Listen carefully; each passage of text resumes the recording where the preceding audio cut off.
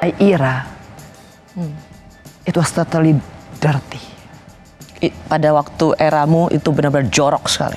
Yes. Mantan anggota Dewan Perwakilan Rakyat dari fraksi Partai Demokrat Angelina Sonda belak-belakan soal kasus korupsi yang menjeratnya.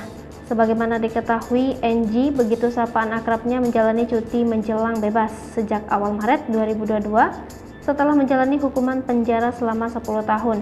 NG ditetapkan sebagai tersangka kasus korupsi Wisma Atlet oleh Komisi Pemberantasan Korupsi pada 3 Februari 2012.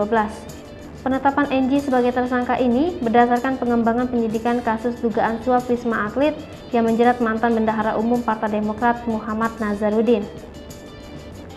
Setelah melalui serangkaian persidangan pada 10 Januari 2013, Majelis Hakim Pengadilan Tindak Pidana Korupsi Jakarta menjatuhkan vonis berupa hukuman 4 tahun 6 bulan penjara terhadap NG. Ia juga dihukum denda Rp250 juta subsidiar 6 bulan kurungan. Majelis Hakim menilai NG terbukti melakukan tindak pidana korupsi dengan menerima pemberian uang senilai 2,5 miliar rupiah dan $1.200.000 Amerika dari grup Permai. Dalam perjalanannya di tingkat kasasi Mahkamah Agung memperberat hukuman NG.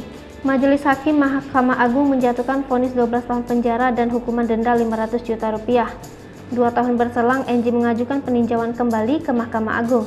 Akhir 2015, Mahkamah Agung mengabulkan permohonan tersebut sehingga vonis NG dikurangi menjadi pidana penjara 10 tahun ditambah denda Rp500 juta subsidiar 6 bulan kurungan. Dalam wawancaranya bersama Rosiana Silalahi di acara Rosi Kompas TV, NG belak-belakan bercerita soal kasus korupsi yang akhirnya menjebloskannya ke penjara.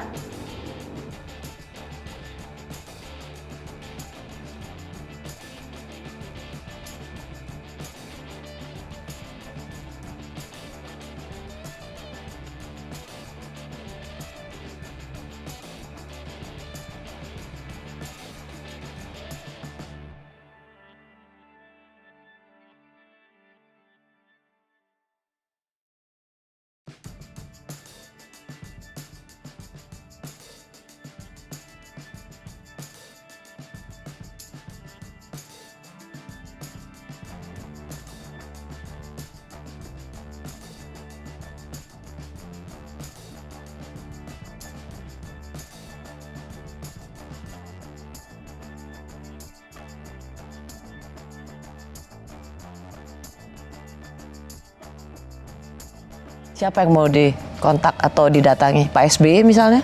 Boleh kalau beliau berkenan. Kan saya bukan siapa-siapa. Sasri Popo TV, jangan lupa komen, like, dan subscribe, serta tonton terus berita-berita terupdate lainnya ya.